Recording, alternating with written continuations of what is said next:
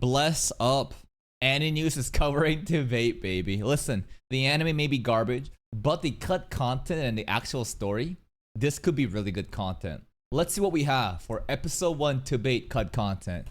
Listen, we already know what could have been for a competitor to the top webcomics like Solo Leveling and Tower of God, but where only a select few will get treatment like Solo Leveling, we unfortunately have to deal with the occasional Tower of God Season 2s as well. Wah, wah. Now, I'm not here to beg on the anime for its lack of animation or relatively cheap feel, since quite frankly, anything that could be said has already been said. Yep, we already dunking on it. All the memes, bro. Instead, I'm here to do what I always do.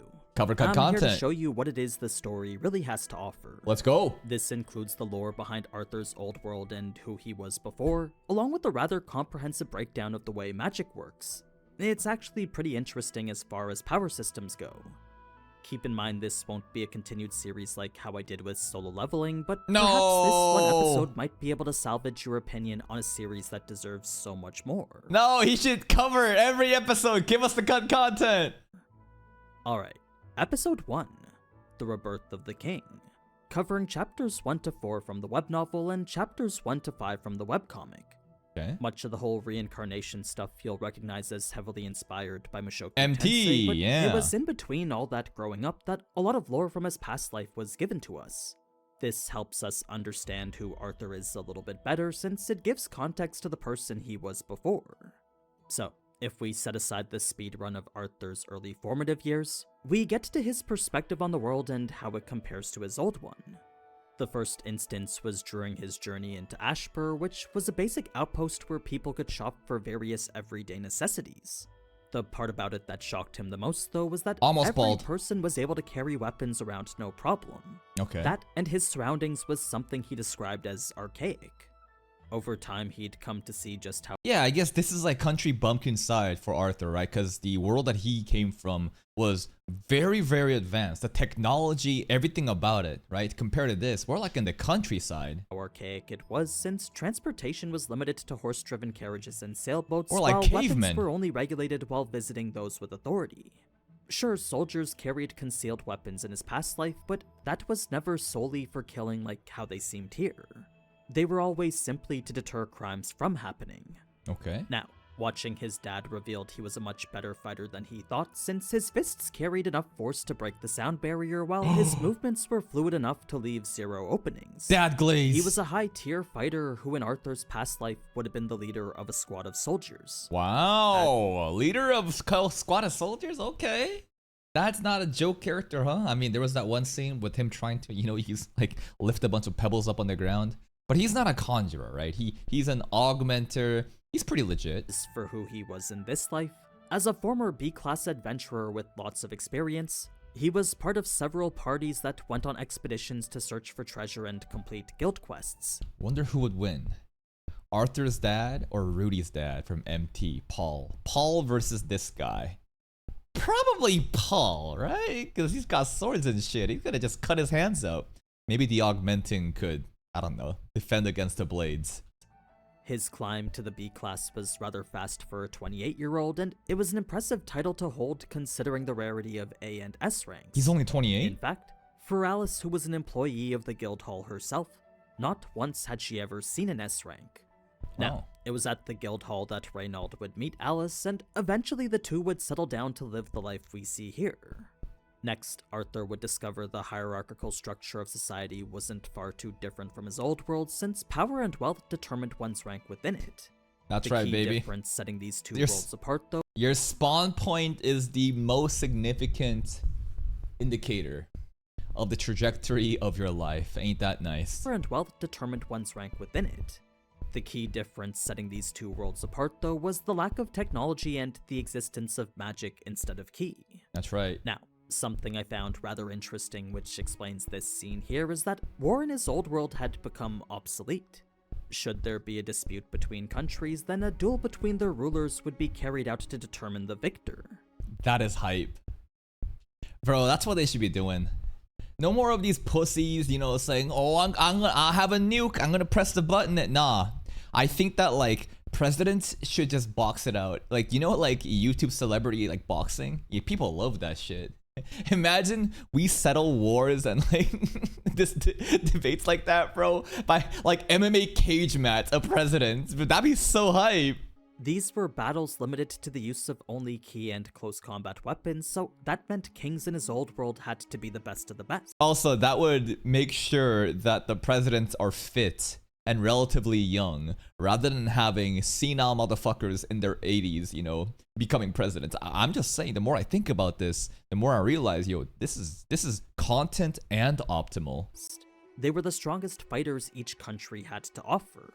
Smaller disputes were handled with mock battles between smaller platoons, but never was there all-out war. So, with Arthur being the king of his own country, we learn he was the strongest fighter of his own nation. He'd out-dueled numerous competitors from different countries and even fought his own people in order to maintain his position. That animation. From different countries and even fought his own people in That's some Pokemon animation, bro. Like Pokemon like Scratch Attack. order to maintain his position. That being the case, when it came to swordsmanship and controlling ki, in his life before, Arthur was second to none. He had honed his personal strength and leveraged it to become the ruler we see here. The strongest. This system of monarchy was one shared between this new world too, since the continent he was on housed kingdoms each ruled by a king and their royal family. Okay. Unlike the kings of his old world though, these ones here were chosen based on lineage. Ah, corrupt. Bro, no meritocracy. It's a bunch of nepo babies rising to the top because they got a good spawn point. Fraudulent. That was easy enough for Arthur to wrap his head around, but what wasn't was the whole premise of magic. You see, where ki was more this inner power strengthened over time, channeled through the body then utilized to reinforce it or a weapon, magic was power stemming from the outside. Its foundations were built upon the mana that existed in the atmosphere. External versus This internal. begged the question of would one's mana run out, since it was the size of a person's ki center that limited the amount of ki they could use. That being the case, Arthur wondered if the same applied to a person's mana core. No, right? With mana propagating all throughout the atmosphere, he wondered if one could infinitely pull from the source that was always readily available to them. Hey, it's Tensura. In his old life, Arthur's ki center was never the biggest, but he was considered a prodigy with the way he utilized it. The way he efficiently and effectively channeled the ki he had paved his way to the top as one of the strongest duelists. Okay. Mana seemed to work in a somewhat similar way, since just like how ki was channeled from the inside, mages used magic by pull it. absorbing mana into the part of the body I previously referred to as their mana core. So, in this world, you're not limited by your mana reserves. Like in Mushoku Tensei, right? You gotta like develop your mana. And if you work at it as a child, it grows way bigger, right? That's also why Rudy and Sylphie, right? They just got so much mana compared to the regular peasants. But in this show, you're not limited by anything like that. As long as you can pull the mana from external sources, you can basically be the same as anyone else. It was a power that historically was classified as genetic. There were, however, many cases where the children of mages couldn't sense mana at all, so the general number of those who could wound up at around 1 in 100. Okay, pretty For rare. those in their adolescence all the way to their late teens, it seems only 1 in 100 fully developed their mana core. So again, like a 2-year-old baby developing a mana core, you already have that 1 in 100 statistic when you're already a grown-up. Power fantasy, baby. This baby's cracked. Now, it's when such an anomaly does finally happen that the event is referred to as an awakening. It's the time at which a mana core has fully manifested itself, and it's usually indicated by repellence of the surrounding mana, followed by the forming of a translucent barrier around the awakened. I can't take this scene seriously. It's just so funny to me, bro. Look at this baby meditating in the middle of the air, just sitting like that. Aura farming. The way this mana is then used dictates whether you're a conjurer or augmenter, so if it's applied to enhance the body with mana, that makes you an augmenter. If you're emitting mana to affect the outside world, then that makes you a conjurer. Surely Arthur can do both. The former was a type most commonly used by warriors, while the latter was more so for mages. Naturally, each came with their own weaknesses and limitations too, so Augmenters traded range for incredible strength, defense, and agility, while the Conjurer's immense powers required the borrowing of mana from the outside. It's pretty much like swordsman versus mages, like the rock paper scissors system we got in Mushoku Tensei, right? Conjurers basically mages, augmenters swordsmen, but at the end of the day, you're still using magic. What I mean is that where Augmenters only needed to use mana from within their mana core, Conjurers required more than that in order to affect the world in the form of a spell. So, scientifically, both were classified as mana manipulators. They were categorized by the characteristics of their mana core, then their aptitude was measured via a multitude of factors. Melee and ranged. For Augmenters, their talent was measured by the strength of the mana channels in their body, since Channels. that was the determining factor in how fast and efficient they were in relocating mana from their mana core. Okay, so there is like, how instead of having internal mana reserve, you have external sources you can pull from, so it's kind of like the playing field is evened out. But there is an RNG here. You gotta be blessed with mana channels. Was the determining factor in how fast and efficient they were in relocating mana from their mana core. Conjurers were instead measured by the power of their mana veins, which for them dictated the effectiveness and speed at which they could absorb mana from the outside world. So distribute versus suck in. Conjurers must suck in from the atmosphere. There is like a different rate of mana that you can obviously, utilize. That's the mana veins. And then the mana, what was it? Channels, right? Distribution, like efficient, like allocation of your mana to augment. So, to recap everything I just said, first we have Augmenters who enhance their body, fight at close range, and use mana channels to facilitate the movements of mana from their mana core. Then we have Conjurers who are more traditional mages, casting spells via external mana absorption using their mana veins. Gotta suck that shit up. It's unlikely a person will grow up to become both, since attempting to be proficient at both is said to be incredibly time-consuming and extremely unproductive. And Arthur's gonna be good at both, right? There's no way. Like he definitely is gonna be better at both. Not only that, but most people are born with a clear difference between their mana channels and mana veins. One is usually more effective than the other. It's once a specialty has been decided that whether Augmenter or Conjurer, the other half would usually be neglected. Like, since Augmenters don't need to absorb mana from the outside, it's only natural they ignore their mana veins. Then, since Conjurers don't release mana into their own bodies, they would decide to ignore their mana channels. The only time this distinction between them starts to diminish is when the mage starts to perform at an advanced level. Oh. So, Arthur's dad, though seemingly incompetent, is actually a decent Augmenter and a less than average Conjurer. Yeah, in episode 1, remember when he was like pulling the rocks up? And he's like, wow, look, Arthur. You know what? For an Augmenter, most Augmenters could never even do that. His mother is classified into a more Healer. unique category, since in between Conjurers and Augmenters, there also exists what's known as Deviants. That's right. That's what they were talking about in episode 2 of like how they were literally like covering her healing. This is almost like illegal. Not illegal, but it will draw the attention if people see her healing, because healing is so rare in this world. It's very, very rare. Specifically, those often referred to as elemental deviants and emitters. Okay. Emitters are what we'd consider the typical healer, but they're actually a rare breed due to the unique restorative mana they can cast unto others. Restorative mana. That being the case, I suppose that makes them more Conjurer than Augmenter, but considering their unique trait, they were given the title of emitter. Okay. Now, if you're wondering, What about the other ones though? So are we supposed to, there's no way they're all just healers, right? Elemental deviants, emitters, some of them can be healers, but I'm gonna assume there are other categories here, right? These people can't just be all healers. I would imagine anything that doesn't like, anything that is outside melee versus range that we saw, right, of augmented conjurers would all just be kind of just put in this etc. category. Like summoners, for example. Maybe someone can summon stuff. Is that a conjuring magic? Is that augmenter? I don't know. But maybe it could be called deviants instead. they can cast unto others. That being the case, I suppose that makes them more Conjurer than Augmenter, but considering their unique trait, they were given the title of emitter. Okay. Now, if you're wondering how exactly this all works, well, for conjuring, absorbing mana into your body is only the first part. You would then circulate it into your mana core to stabilize and purify it, channel it into an appropriate conductor like a staff or wand, then speak the incantation which would serve as the mental controller, allowing your will to shape the mana into whatever spell you wanted. The more powerful the spell, the longer this whole process takes, and with each conjurer having an affinity for a certain element, they'd usually be more proficient in certain spells than others. That's not to say they can't become skilled with all elements, they'd just need the proper training.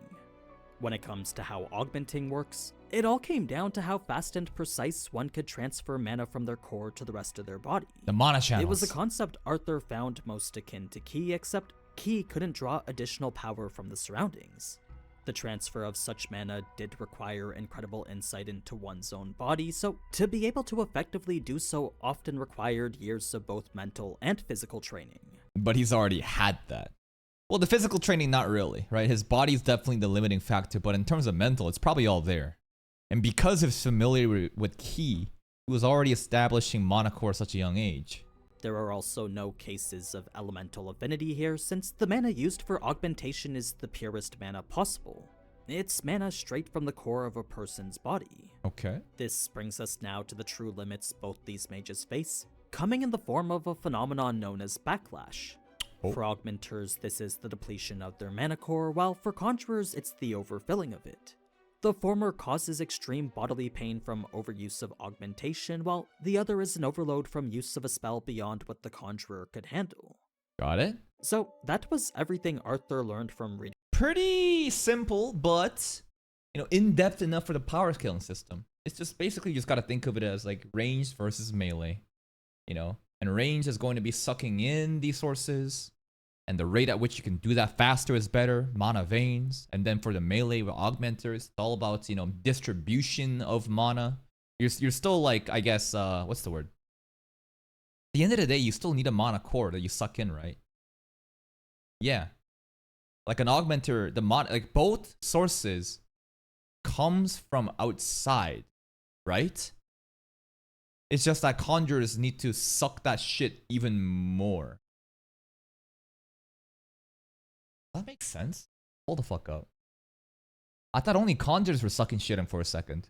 And augmenters about distributing the mana from the mana core, but where did the mana even come from? It's not internal.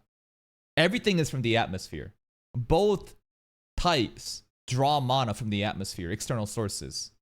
It's just that one then distributes that shit internally to bodily functions to enhance their melee shit, the augmenters. And the conjurers are just expelling that shit out. And then you got the emitters and then the deviants who are just etc. category that are healers only. Could be more, I don't know. And then the drawback, right? Punishment. Wonder what about like the new technique that Arthur was learning from Sylvia, right? Because in this world, people are they're so stuck in doing things not in parallel. As in, people are gathering mana first, and then they conjure it. But Sylvia has taught us that we can do that shit in parallel. We don't have to wait. So we're already like double efficient, right? Reading this textbook, and it's so far everything we know about magic in the world. The one thing Arthur didn't think was correct, though, was the fact only those who were older could manipulate mana. You see, with Ki being so similar to mana, Arthur figured he could manifest his mana core by focusing all the mana in his body into one single place. Literally, skill issue misinformation in the books. This was how children in his previous world did it, and it was often achieved through deep meditation and the sensing of the Ki inside them. For Arthur now, it was a feat he would start to attempt at the mere age of 7 months old. 2 years later, he would finally gather enough bits of mana within him to form a mana core, putting an end to the slow, arduous task he assigned to himself. The fastest to ever do it. It was so time-consuming, he honestly felt it would have been easier to learn how to walk on his hands or something. It was from this that Arthur understood why awakenings took so long for other people, since had he left the particles of mana to move around his body on their own, then he figured it would have taken them at least a decade to gravitate towards each other. It made clear the advantage of having the mental capacity of an adult. Yeah. His increased cognitive ability allowed him to consciously will his mana particles together. Bro's cheating! He had done this back when he was a child in his past life, so it was essentially just a repeat of that. It's New Game Plus, right? These isekai stories, it's always like, hey, Now I can redo everything, but I'm better, faster, stronger, more efficient. In the end, all it took was a daily ritual of focusing said particles as best he could. Bro's The got result daily of quests. which was an explosion which would destroy 75% of the house. This would be Arthur's awakening, and it was from this that one could easily tell whether he'd be an augmenter or conjurer. Both. Reason being that the awakening of an augmenter would create a repelling force signifying dominant mana channels, while the awakening of a conjurer would create a sort of vacuum indicating dominant mana veins. Considering Arthur's awakening was a massive explosion outward, that would indicate he was an augmenter. Now, it was prior. Ain't no way he's just an augmenter, though. There is no way that this isekai power fantasy story will limit Arthur in just one thing. I'm gonna expect he can do everything later on. To this that both Arthur's parents would get their own POV describing their upbringing of Arthur, but that's something I'll leave for you to read for yourself. No! Give us more cut content! It does add quite a bit of depth to their characters, so if you are interested in the story beyond what I've said and what you watched in the anime, I'd recommend giving it a read since there's quite a lot more to it. Alright. This was just a quick video sharing some of the more interesting bits of lore left out from the first episode, since I do like talking about all this technical stuff. This one seems pretty comprehensive and well thought out, so I can only imagine it'll get more established from here. The power system is nice and efficient. But anyway, that's pretty much all I gotta say about that. Thank you, I did AniNews. say I'd make a video on it, but now I'll be proceeding with catch up for ReZero, Danmachi, and Overlord. So, if you want to learn more about those series too, then feel free to subscribe. Will do. I want to see more cut content from AniNews for TBATE. And if the viewership of this video does well enough, it's gonna give them good signals that, oh man, even if the anime is ass, there's potential for us to, cover the content. And you guys gotta go like the video, bro. Here is the link. Please go check out AniNews' content. For the YouTube videos, it's in the description. Go juice it up. Go let them know. Comment and shit saying we want more TBATE content. Honestly, I do. Like, the anime is ass, but having more details like this, I think, is very entertaining. Anyways, see you next time.